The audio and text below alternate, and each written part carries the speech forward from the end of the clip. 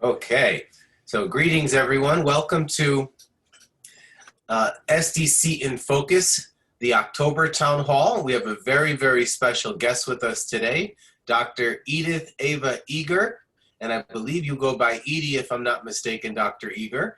And we're so fortunate to have you with us this afternoon. You're so generous and kind to spend time with us. She is a published author, an activist, a community leader, and most notably a survivor of the awful Holocaust. And she's here today to share her experience, strength, and hope with our community, and so that we can learn from the past evils of humanity and hopefully create a new world where this type of evil cannot be replicated. I am going to ask everyone if they have questions to ask during the meeting to post them in the Q&A. And Dr. Lori Koski, the executive director of our foundation, I want to thank her. She's a friend of Dr. Eger and has coordinated today's town hall. So we want to thank her for making today's event possible.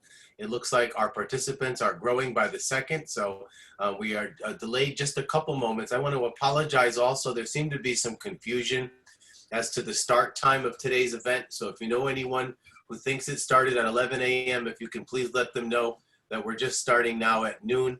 I apologize for that confusion.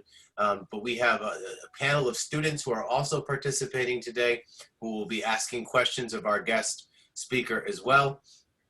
And at this time, I would like to ask Dr. Lori Koski to come forward and to do a welcome. And I apologize, my puppy is barking, so I'm going to put my on mute.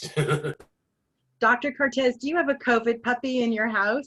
I do have a COVID puppy. She's a blessing. Does your puppy make you happy and feel blessed? Oh, incredibly, except when I need to do business and she refuses to let me do anything but play with her. Okay, well, I will do a formal introduction of Dr. Eger. So Dr. Edith Ava Eger is a super sought after clinical psychologist and lecturer. She helps individuals discard their limitations, discover their powers of self-renewal, and achieve things that they previously thought were unattainable. Using her own past as a powerful analogy, she inspires people to tap into their full potential and shape their very best destinies. Hers is a message of healing and personal growth, a message of freedom from self-imposed limitations, and a message that helps people build character, deal effectively with life's events, and enrich the lives of others. I know that she's going to tell you a bit about her story, so I will not share with you her remarkable journey from the country of Hungary to La Jolla, California. But in the fall of 2017, at the young age of 90, her memoir, The Choice, Embrace the Possible, was published. And this is what it looks like. So because you're going to want to go right to Amazon or to go to Audible or whatever to get this book when we're finished today. In her book, she details how the synergy of working and learning with her patient's perspective has enriched her life experiences. And the book focuses on moving forward in light of hardship. It's a bestseller in several countries and has been translated already into 30 languages and won many awards. And then after a very deeply intimate conversation with Oprah Winfrey on Super Soul Sunday, which you can and should watch later even today, Super Soul Sunday, Oprah Winfrey, Dr. Edith Eger. The Choice, the book, spent several weeks on the New York Times bestseller list in 2019.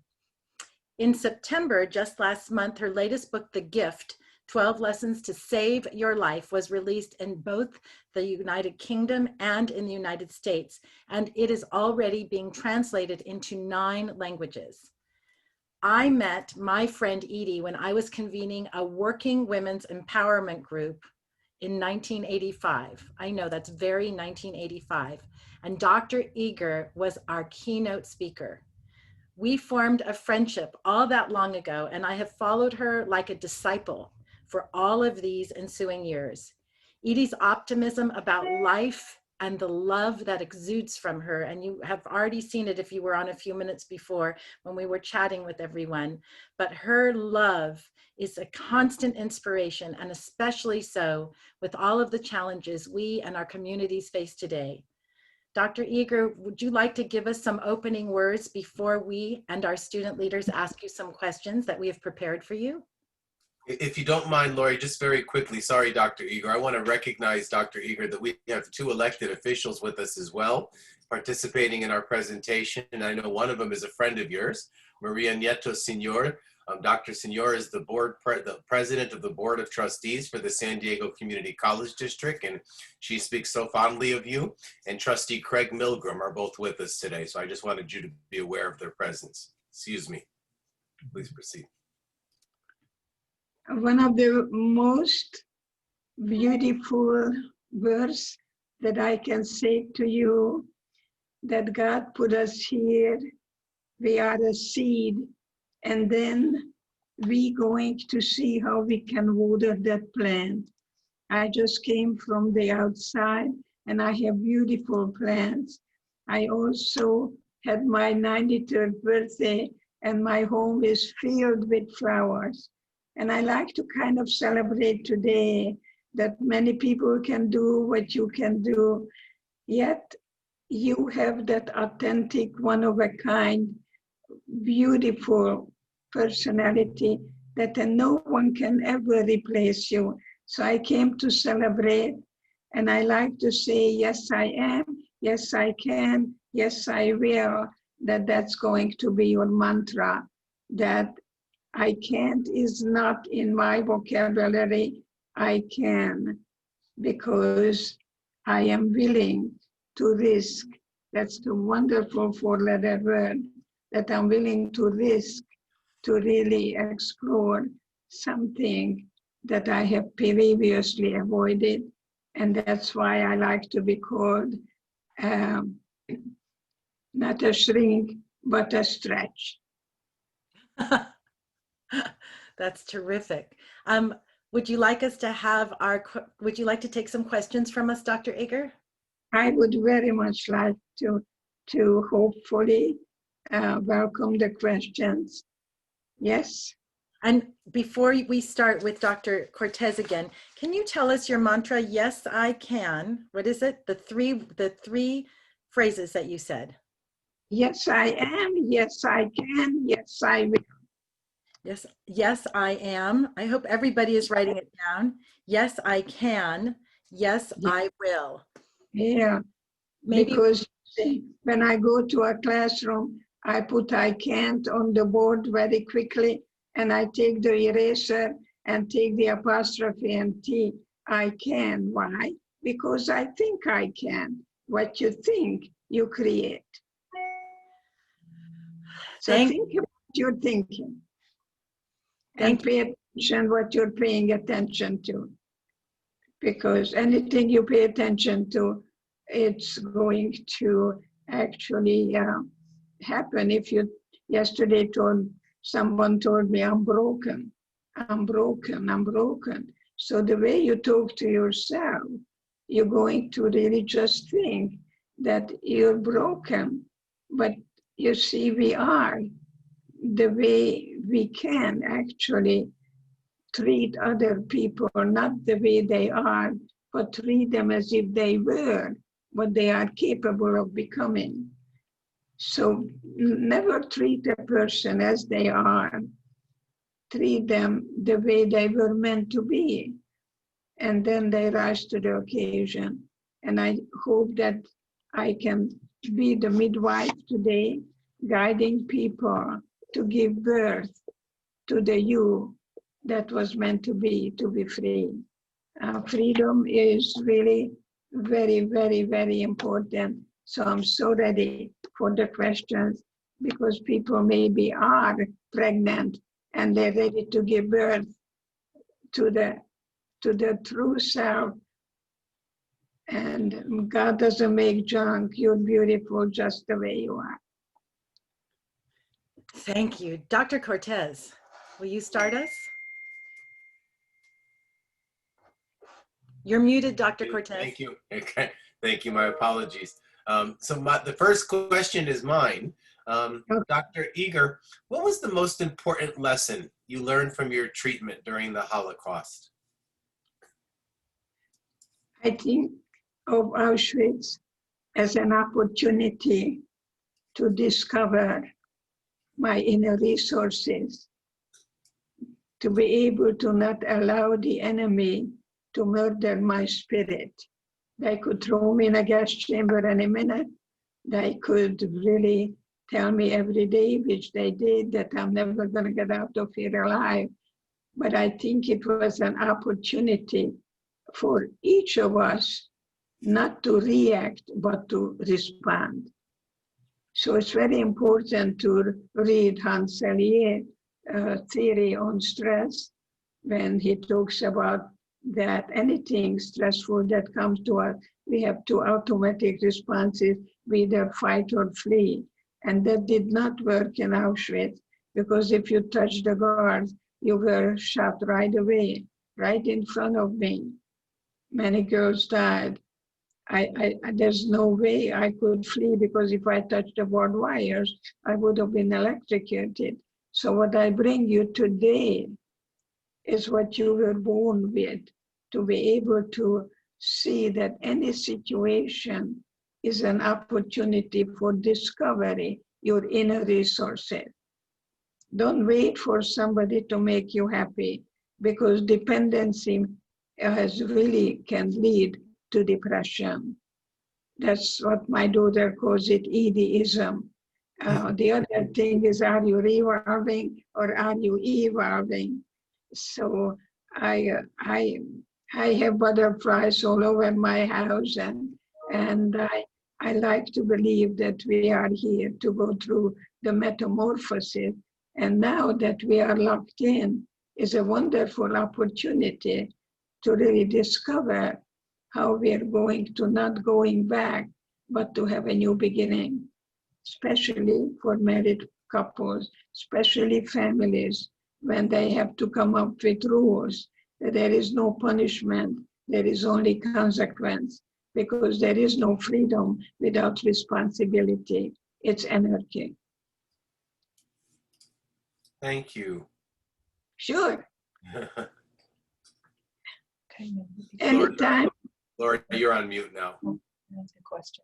Thank you. Thank you, Dr. Eger. Vincent Belowing is actually on the board of directors of the San Diego Continuing Education Foundation. He's our student representative and has such an important perspective for us. Vincent, would you like to ask the next question? Yes. Yes, I will. Okay. Uh,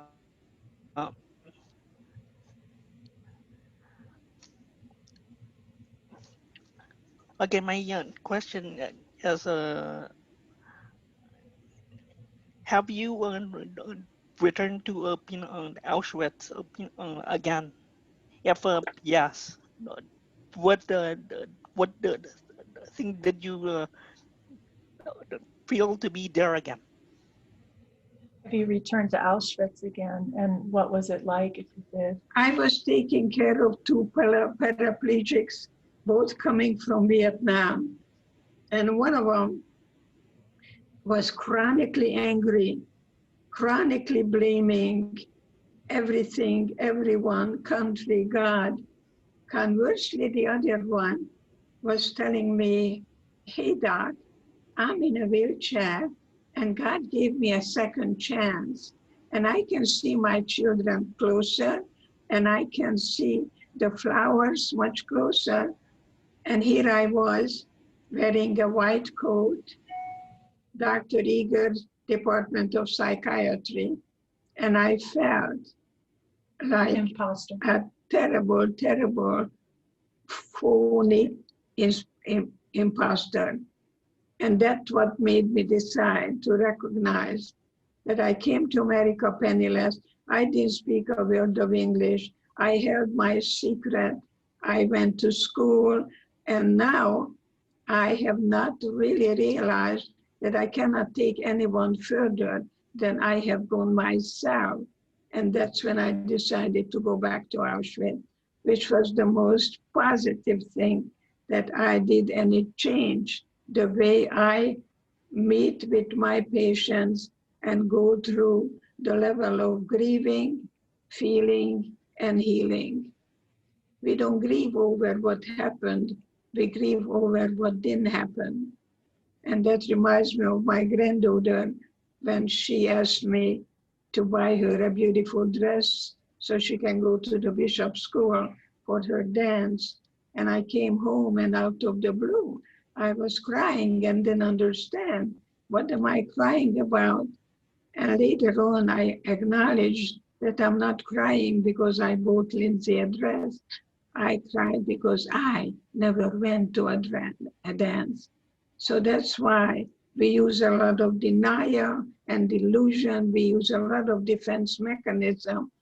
And I am thinking that the best thing you can do for you to revisit the places where you've been and acknowledge that maybe your childhood ended.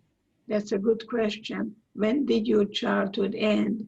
Maybe you had to take care of your mom who was ill. I did that. I was there alone with my mother, and we read together Gone with the Wind, and my father was out playing billiards with his cronies. And the other question I asked, would you like to be married to you? So maybe, you can use this opportunity now to revisit the places where you've been and acknowledge that life is difficult. It's not easy. There is no guarantee or certainty. What Auschwitz is an opportunity for me to discover that what didn't come from the outside, I was able to develop the manner in which I chose to turn hatred into pity.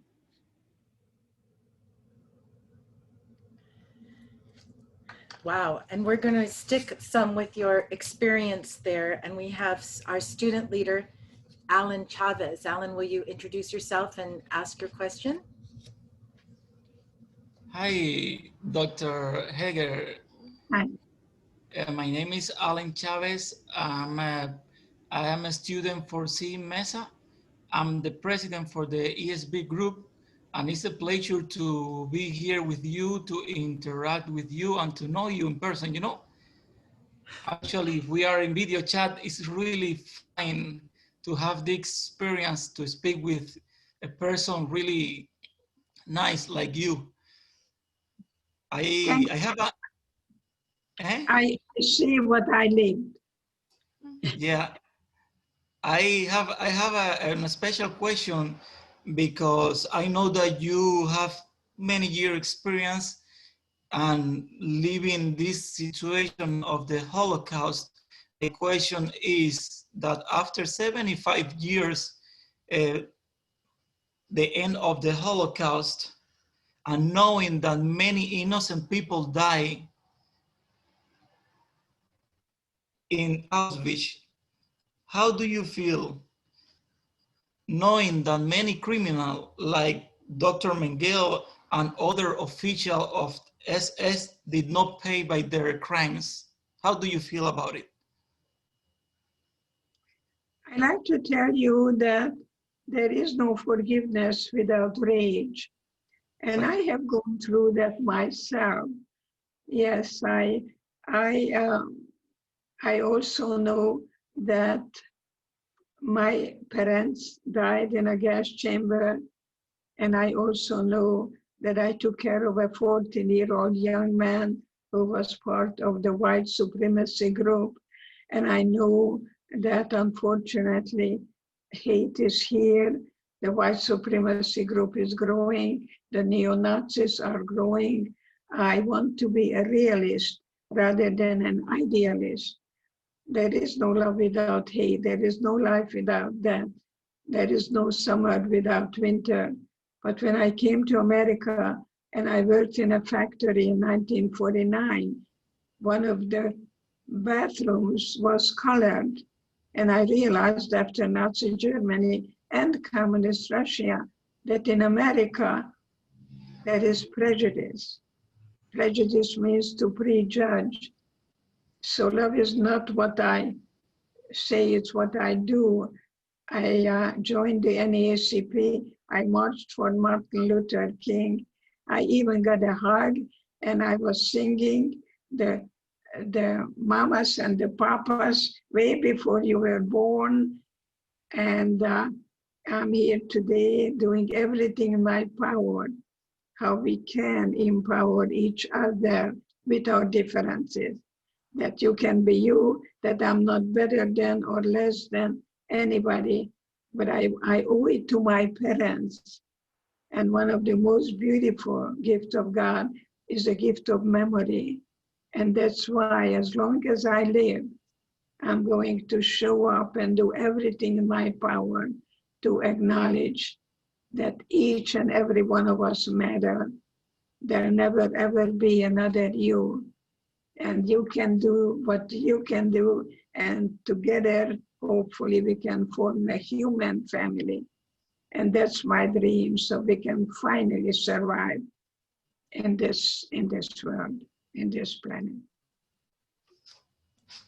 Dr. Eger, you talked a little bit about rage. Do you want to say anything more about that? Because so many people experience feeling rage, and it is disempowering for us. And can you talk to us about, you said that you can't get through it until you feel the rage. I think you got to go through it, but not to get stuck in it, not to get addicted to the rage, and not to really be angry all the time and live in the past, because then you're still a prisoner. You're still a hostage of the past. So I'm not forgetting what happened. I never overcome. I don't even know that word, but there is a special place in my heart. I call it my cherished wound, that I appreciate every moment. I never throw out even a piece of bread. As you know, I eat everything on my plate, and I owe it to my parents to let people know what happens when good people do bad things. We're not born evil, we're not born bad. I think we're born with love and joy and passion and purpose in life. You have a purpose, I have a purpose, that we matter, every one of us matter. Just look at Gandhi. And I think each and every one of us hopefully can be part of a human family. And that's why I'm for something rather than against something. Thank you, Dr. Eger. We have another student leader, Jeremy Joseph, who has written a very complex question. Jeremy, are you prepared to talk about it, to ask it? Yes, thank you, Doctor, for taking my question. My question applies to your mantra of I can and I will, and to the extent that it always applies. So, and I think you touched on the answer a little bit in your previous questions, but I'll ask it. So I've been advised that I can try to control how I think and view negative experiences that occur to me. So this can be summarized as the mantra of when you change the way you view the world around you changes. And I agree to a certain extent with this advice, but I think it's more achievable for the slight or moderately negative experiences, and maybe not the extreme and traumatic ones. And so I've often thought of those who've gone through the Holocaust, who suffered through the Holocaust, as examples of where this advice does not apply. And so my question to you is, if you agreed to an extent with the idea of trying to control how you think and view negative experiences that happened to you, did you do this during your experience in World War II? And if so, how effective were your efforts? Thank you. So he feels like having positive attitude during relatively mild discomfort is possible, but during something like what you experienced, how do you do that? How did you do it? When I drive, many times I see many blocks are blocked off because that building may be a shopping center. And immediately when I see the barbed wires, I'm back in Auschwitz. So I'm reminded almost daily, but then I don't stay there. I even am more appreciative that I'm here today, that I have 3 children, 5 grandchildren, 7 great-grandsons, that revenge can give you satisfaction, but it's very temporary. And that's why I am asking people to acknowledge that anger is not the primary emotion. There are several other emotions. And I'm very selective who's gonna get my anger, because underneath of anger is a lot of pain, a lot of fear. So when I'm angry, I ask myself, what am I afraid of? And the biggest fear of a child is the fear of abandonment. And that's why we give up our true self. We give up our genuine self to fit into the family. Like firstborn children are the most eligible to become, my son-in-law is a Nobel Prize winner. He is either, and I did some research, that you're either a firstborn child or only child. So I don't know if you're a firstborn child or not, but it doesn't, but many times the firstborn children are expected, to take care of others. And that's why I ask, when did your childhood end? It's very important that sometimes we grieve over the childhood, that we were not allowed to be children and just go out and play ball as the boy. I always want to write a book, A Boy in a Ball. I don't know how much ball you were playing, but maybe you had to take care of your alcoholic father, that your childhood ended very young. So my work is all grief work, not what happened, but what didn't happen. Thank you. Thank you, Jeremy, for asking that really insightful question that I think we all have to deal with a lot, is how do we keep our spirits high and view the world through a lens that allows us to move forward in our lives when so much around us can really pull us down. And, Dr. Eger has the experience of the Holocaust, which compares to nothing that we know, but each of us in our own way, as Dr. Eger says, we have the experiences of our own families or of our own lives, of many of them not our own responsibility at all, but where we have had to react to them. And this is so helpful, Dr. Eger. Thank you so much. Is our student leader, Mari Lorenzo, on with us yet? Mari, you are. Good. Would you like to ask your question? And you have to remember to unmute yourself. Hello, Wait. Not ready with my question yet. Is that okay? I go next. It is very okay that you go next. Valerie, are you ready with your question? And will you unmute yourself? There. Yes, I am. Hi, Dr. Eger. My name is Valerie Blumberg. I'm from the West City ASB campus. Thank you so much for being with us today. And my question for you is, can you talk to us about forgiveness for unforgivable actions and why that's important? Who are we forgiving?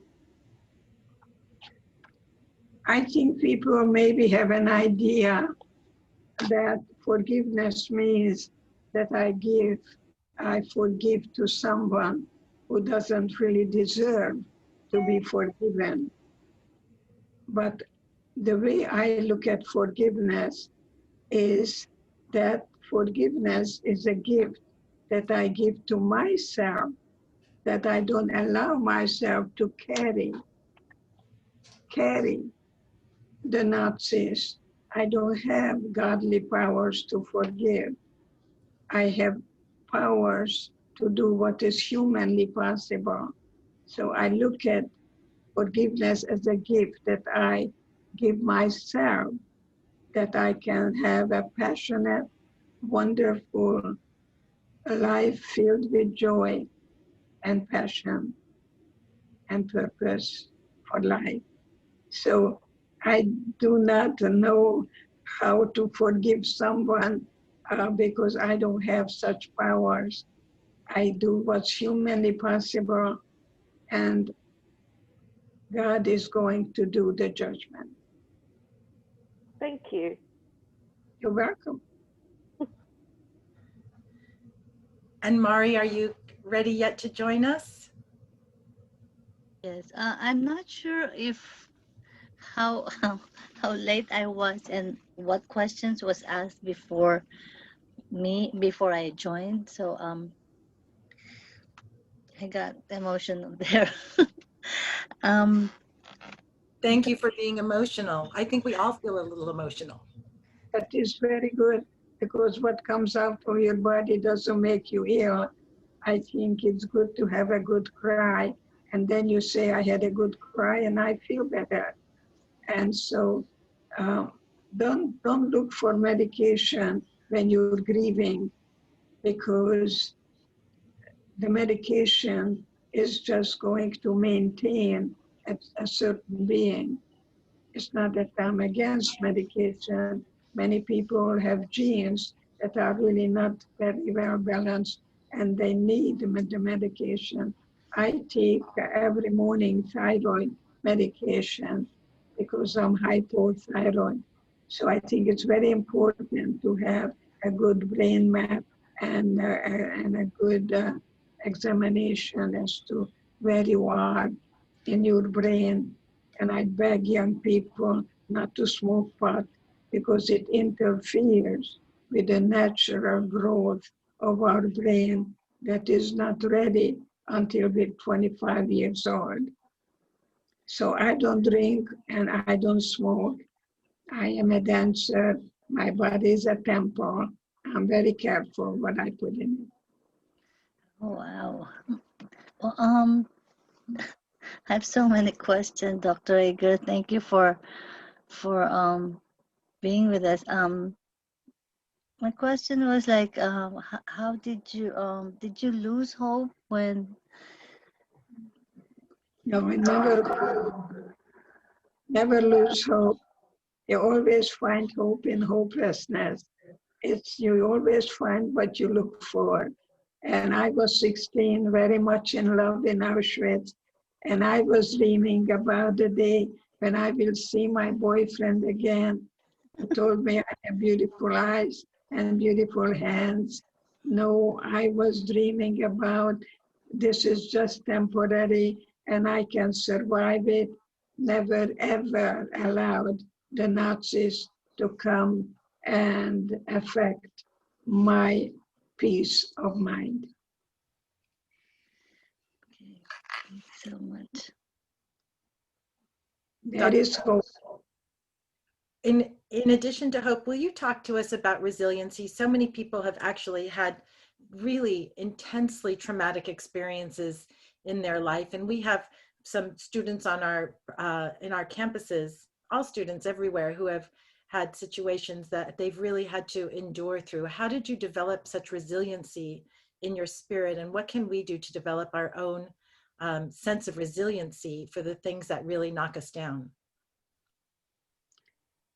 You know, resiliency and perseverance has to do acknowledging that life is difficult.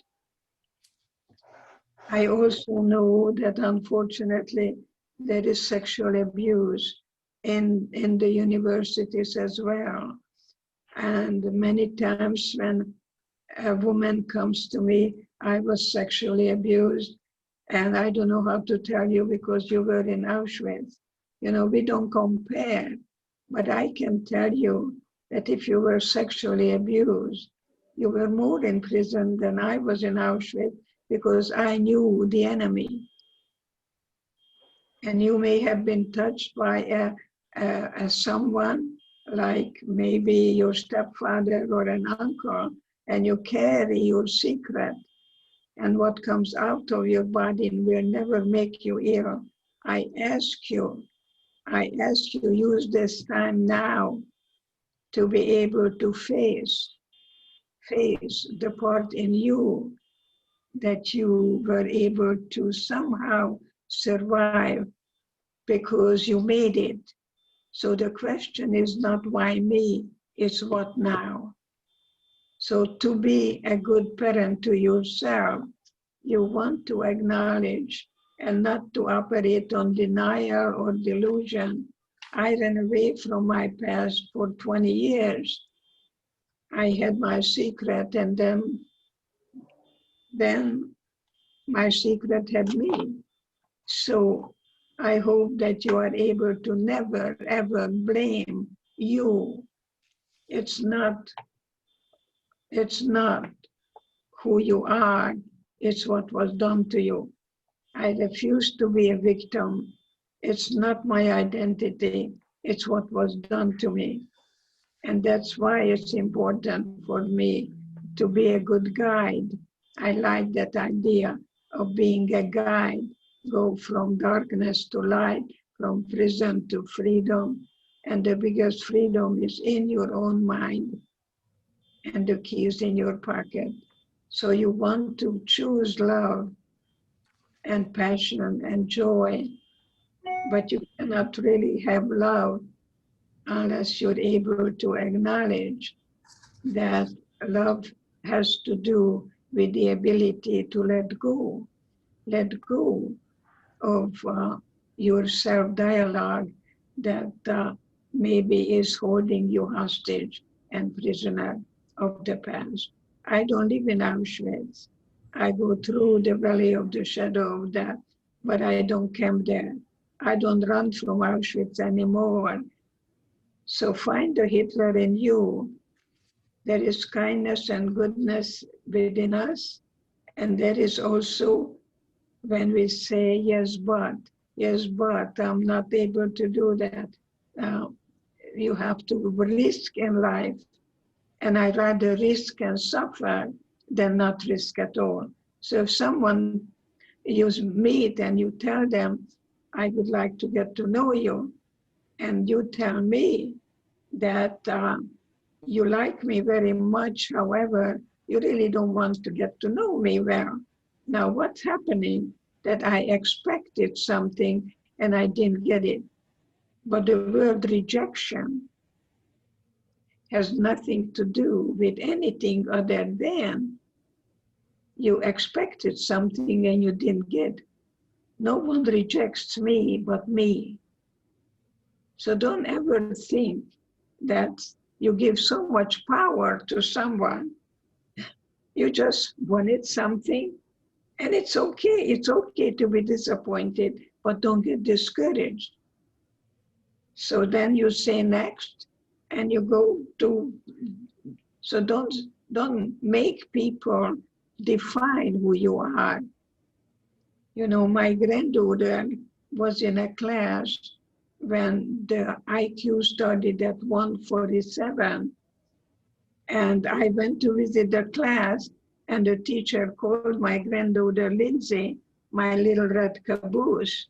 And I don't like labels. And Lindsay was ready to get out of that class because she was a perfectionist. She did erase everything 10 times and so on. But she thought that she doesn't qualify to be in that class. And the first time I talked to Lindsay about Auschwitz, that she does not allow the teacher to define who she is. And thank God she went back to school. And when it was time to write her autobiography for colleges, guess what? The title was When the Caboose Became an Engine. So don't, if someone tells you you're stupid, or in the English language, when someone is angry, you're gonna hear the word you. If someone says you, tell yourself, I'm gonna be dumped on. And then you say, the longer they talk, the more relaxed I become. You take the negative stimuli and you turn it into positive. People have free speech, but don't deny their truth. when Ahmadinejad said the Holocaust didn't exist, I always recognized that my mother told me, I'm glad you have brains because you have no looks. So I became a very learned teenager, and I had to read Plato, who tells us that you have to think of a lie. It has to be a big one, and then you repeat it until people believe it. So believe me, our enemy is ignorance. And that's what you want to really do, question authority rather than ever blindly adhere to authority. Dr. Cortez, I know you have thought a lot about these issues of intersectionality. Will you talk to us about that and then talk with Edie some about that for us? Yes, and I also see, Lori, there's some questions coming in the Q&A, so I don't want to stop. After you do this, then we'll do the Okay. Q&A questions. Awesome. Well, thank you. Dr. Eger, I have to tell you that very rarely in my life have I ever been so inspired. Your presentation has shaken me to my core today and has frankly forced me to re-examine my life. And I just want to thank you very much for being here. You're aware that there's a lot of protests happening in this country right now around racial injustice. And I wonder if you can speak, in the beginning of your remarks, you talked about white supremacy. And I wonder if you can speak to the intersectionality of what's happening now in American society around racial inequality and what happened in Germany around the time of the Holocaust and throughout the European nations that were impacted. You know, when the country is suffering economically, you usually want to take the attention away from the people. And Germany didn't win World War I, excuse me. So they had to find a scapegoat. And they said that, of course, the Jews are subhuman, and Jews are cancer to society.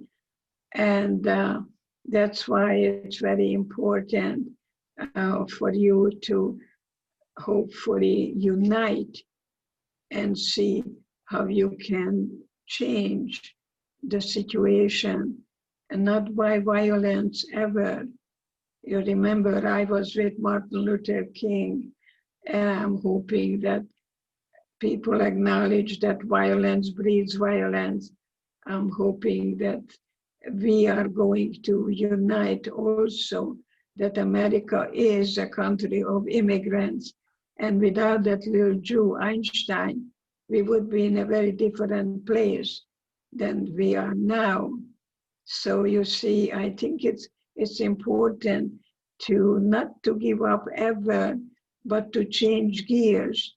And when you change gears in a car, you have to release the clutch. You want to give up the need to be against anything, and because we can do better than having rage and violence. That's not what God wants us to be. But God didn't kill my people, people did. And you're not born with hate, you learn it. So find that part in you that is ready to acknowledge that this time out period is the best time to switch the gears, to unite, and not to go back, but to have a new beginning in the family, that you have rules and you have consequences, not punishment. You know, we are the only country in the world who have the largest members of the jail. And of course, the majority are people of color. So that's why words can be just very cheap commodities, but see what we can do that we hopefully can be for something, for love and for uniting, and recognize that there is a Hitler in every one of us. There is kind and goodness and you know, people talk about Jesus all the time. Well, he was a very precious young Jewish boy, as you know, and he died as a Jew. So if you're anti-Semitic, you better take a second look, because we carry that blood ourselves. I am very proud of my ancestors. They took, I don't know, 40 some years to be on that Desert. on that when they were walking 40 years in the desert. But you know what? They never gave up. And that's the blood I am carrying. And I know that the young supremacy group are many times our children whose mother maybe died before they were 10 years old. I think it's very important for us to really maybe invite them and include them, because I think that the young supremacy group and the one boy that I took care of, joined David Koresh in Texas many, many years ago. It was way before you were born. And he told me he's gonna kill all the Jews, and then using the N-word and the Mexicans, or the Mexicans, he would say in a kind of a Texas accent, and all the Chincos. And I know if I would have reacted, I would have dragged him in a corner. I probably would have stepped on him and tell him, who do you think you're talking to? I saw my mother going to the gas chamber, but I know that people are sent to me, that my job was to create an environment so he could feel any feelings without the fear of being judged. And I looked him over and I said, tell me more, because love is time. He never knew who I was, where I came from, nothing about my history. And I think we can create an environment that people want to join a wonderful way that we can organize and be for peace and goodwill. That's my dream, and that's what I do. Everything as long as I live. I will never, ever retire, and I'm gonna do everything in my power that your children and grandchildren and great-grandchildren, I have 7 of those, that's my best revenge to Hitler, that it will never, ever happen again. Dr. Eger, do you have the stamina to take a few more questions? Of course. I'm just getting started. Remember, Philip Roth, in the end, says, I'm ready to begin. I'm just ready to begin. Then Okay. I have a few more questions for you, maybe 3 more questions for you, or 4 at the most.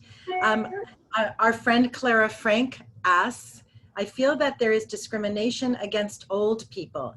As an 80-year-old woman, retired after a successful career at 75, I feel that my opinions are discounted, that I am now put on the shelf. How do you avoid that trap? Who puts you on that shelf? How much power you give other people? What do you mean? I'm getting younger every moment. I am 93 young. I live in the present.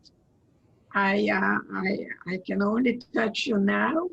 No, you know, just everything is just beginning, because you don't have a midlife crisis, you have a midlife transition. There are no problems in the world, there are only challenges. There are no crises, there are only transitions. So at 80, you may want to go belly dancing. You may want to do something you didn't have time for. Prevent it.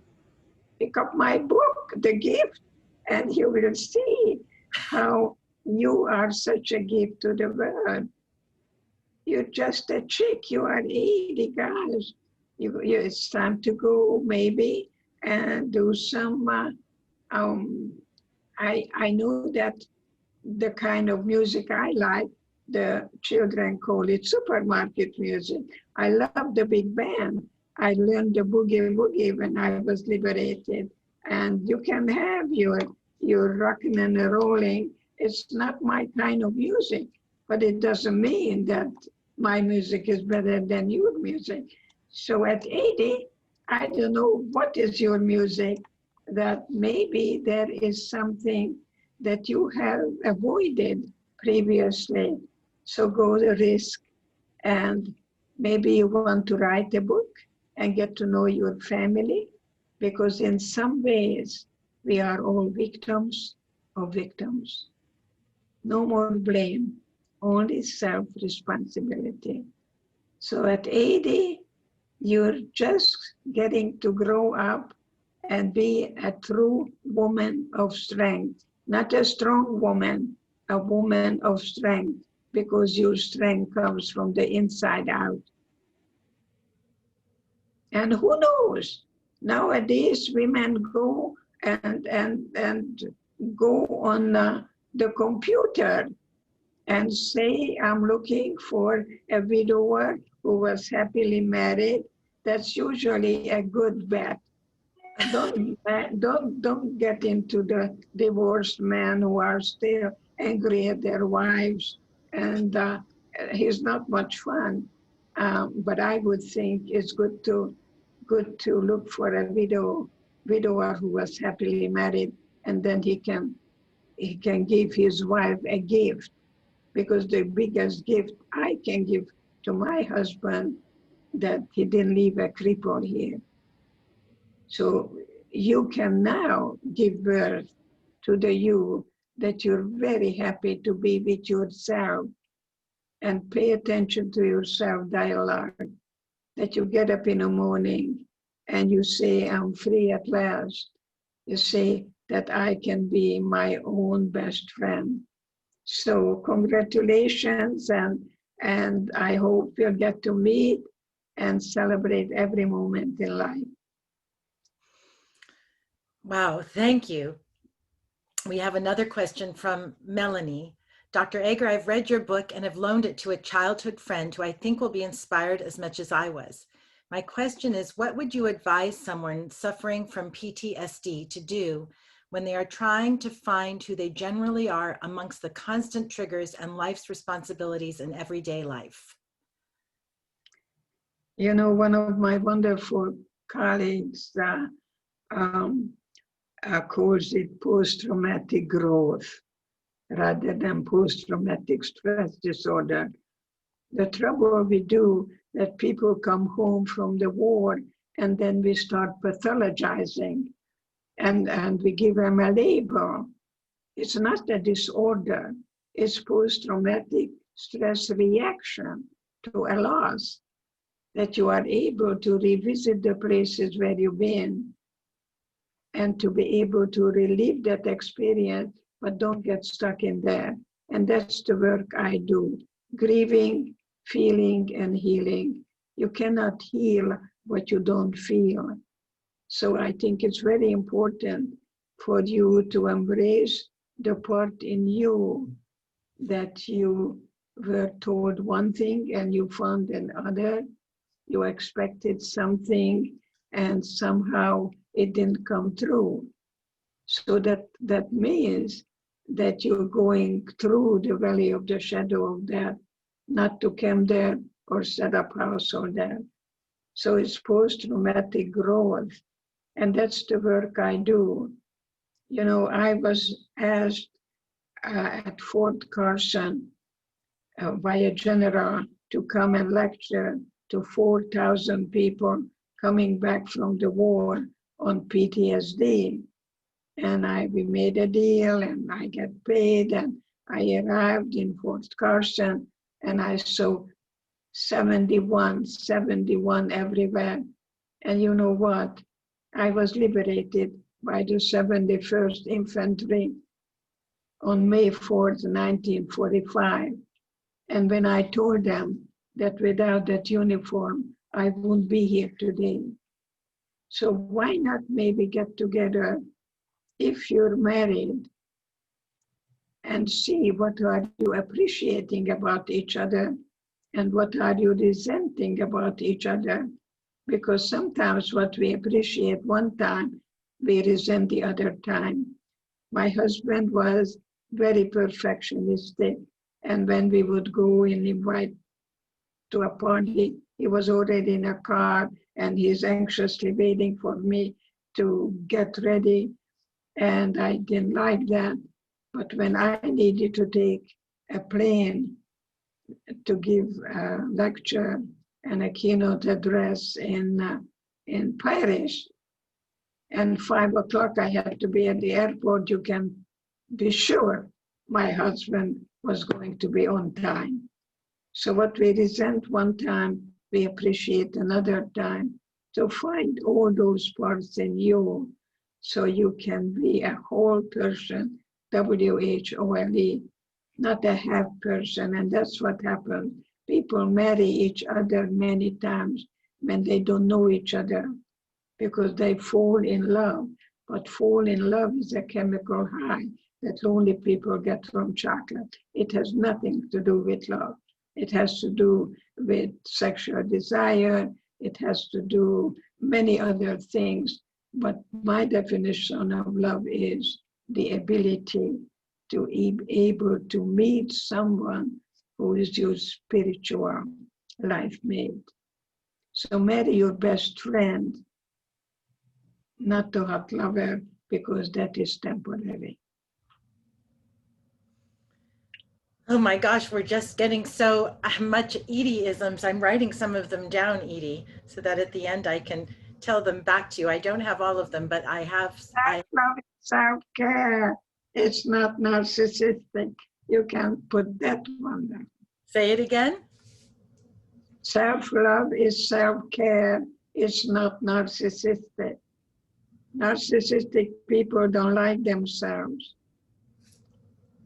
So don't confuse self-love with narcissism. Love yourself. Love you. You can't love anyone unless you love you. It's okay to fall in love with you. There so is. when you get up in the morning, look in a mirror and say, Lori, I love you. Honor that wonderful rabbi that you are, that you can create an environment that people can feel afterwards so empowered and beautiful, because I know I did after I heard your wonderful, beautiful sermon, how we must reach out, because in Auschwitz, if you're just for the me, you didn't make it. We had to form a family of inmates.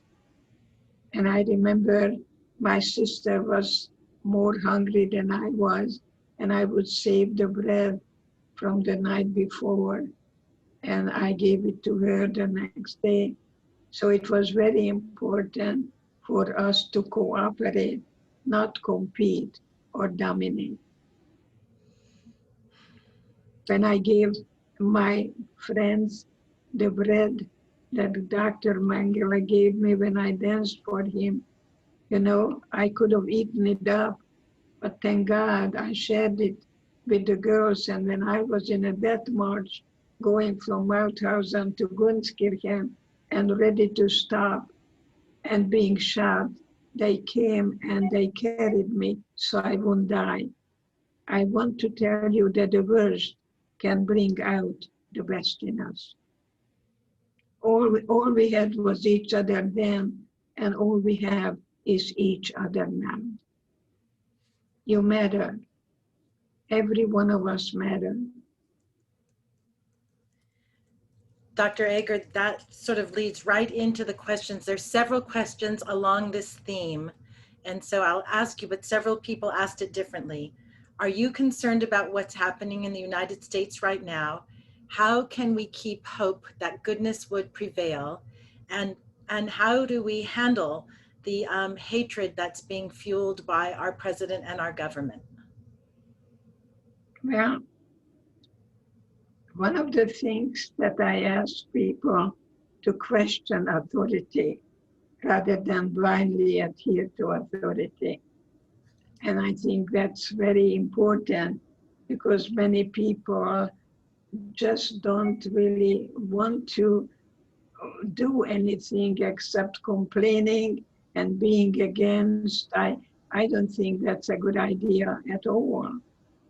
I think a democracy has to do with the country that this country is, a country of immigrants, and to be able to somehow question authority rather than blindly adhering to authority.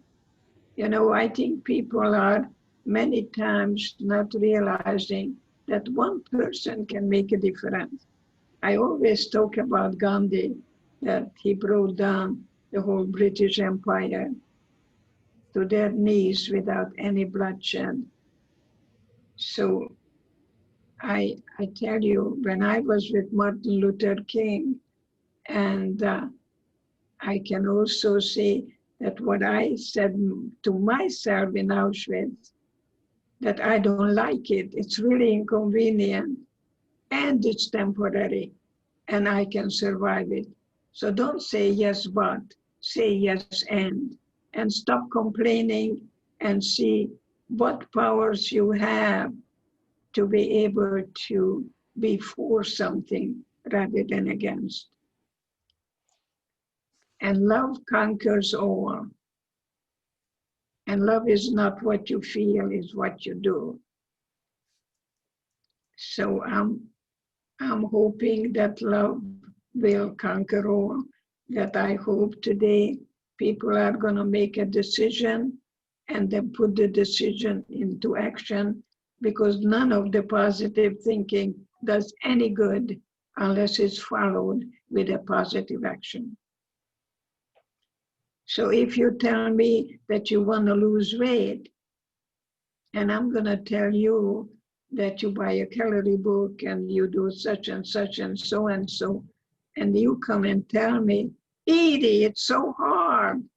I love chocolate and I love banana split, and the way you are doing it, the way you talk to yourself, you're never going to lose weight until you tell me that tomorrow morning I'm not putting sugar in my cappuccino.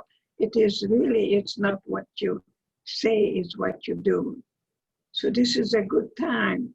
It's take time out, like in football. I don't know much about football, but there is a time out to regroup, to redecide, to have hopefully not going back, to give birth to the you that was meant to be free. So look at the concentration camp that is in your own mind and find the key in your pocket. Edie, thank you so much. Do you want me to read some of your Edieisms back to you that you shared with us today? I have a little list.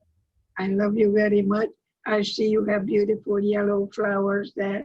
Remember, if you don't water those flowers, they're not gonna be alive too long. So you are a beautiful plant. Keep watering it, keep beautifully blooming, and I wish you well. I'm happy to be today your midwife, so you can give birth to the beautiful you that was meant to be. There'll never be another you. Thank you. Thank you so much, Dr. Cortez. Would you like to share a few words before we leave today? I don't think my words would do any justice to the words that have been shared with us today. I just, you've inspired me. I mean, honestly, I'm almost in tears here by how happy I am as a result of being able to participate in this conversation with you. I mean, honestly, I think we all move so fast in this world that we forget what really matters. And I think you've helped us to remember what really matters in life. And I just want to thank you so much for your willingness to be present with us today and for you to share your wisdom. And thank you for what you do. The world is a better place because of you. You. I feel the same way about you. And if you want to make me some good food, or your mother can make me some good food, I'm more than happy to share lunch with you one of these days.